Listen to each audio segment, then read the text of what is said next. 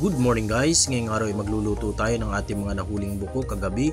At ayan na nga guys, yung ating mga nahuling buko, marami-rami yung nahuli natin kagabi na buko, halos mapuno din yung ating timba na lagayan. At ayan na nga guys, hinigasan na natin ng malinis na tubig ang bawat piraso ng buko. Bale, pagkalinis natin yan guys ng mga piraso ng buko, ay lalabusan na natin yan sa mainit na tubig para tanggalin sa kanyang shell o sa kanyang tahanan. Bali, matagal-tagal din tayo hindi nakapanguha ng mga buko at namiss din natin ang kumain ng exotic na buko. Kaya nga nagpaapoy na rin tayo ng ating kalay di kalan at isinalang ang ating kaldero para labusan na natin ang mga buko ng ating nakuha. At yan nga guys, kumukulo na ang ating mainit na tubig, ilalagay na natin ang mga piraso ng mga buko para ito ay malabusan at tanggalin sa kanyang shell. At pagkatapos nga guys, ay lalagain muna natin siya sa tanlan para matanggal din ang laway at ang lansa ng mga buko. Ay talaga namang mapapaatake naman tayo guys ng gulpi sapagkat matagal-tagal na rin tayong hindi nakakakain ng ating paboritong exotic na buko. At yan nga guys, ang ating nilagang nilabusang buko.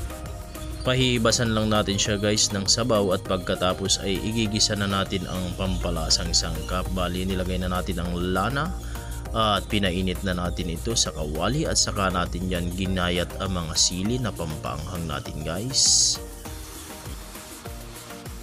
At pagkatapos nga guys ay igigisa lang natin yan sa sibuyas at luya at saka lang natin yan imemekos-mekos sa mga pampalasang sangkap at saka natin yan mamaya palalambutin guys para manood ang lasa sa bawat parte ng mga ginayat na buko. Napakasarap talaga ng exotic na buko na ito lalo na pag natikman nyo guys. Bali, simpleng luto lang din ang ginawa natin guys sa ating exotic na buko. Bali, aadubuhin lang din natin siya sa mga pampalasang sangkap, may halong pagmamahal at ng konting chemical. Nilagyan din natin siya guys ng dahon ni Presidente Laurel na pampabango rin sa ating lutuin na adobong buko.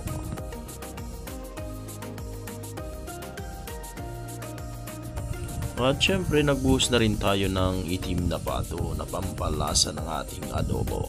At naglagay din tayo dyan ng oyster sauce guys para mas lalong malasa ang ating adobong buko.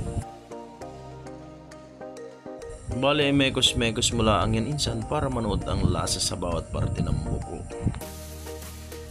At para nga mas malasa ay naglagay pa tayo dyan ng pork seasoning. Ayan na nga guys, yung pork cubes, inihalo lang din natin yan sa mga ginayat na parte ng buko.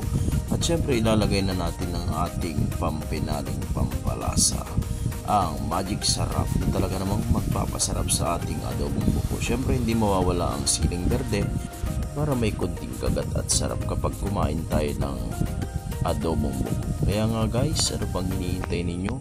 Muli ay samahan nyo kaming umatake nitong ating nilutong recipe, ang simpleng adobong buko na talaga namang ikay mapapayami at maglalaway baby. Maraming salamat po sa inyong panonood.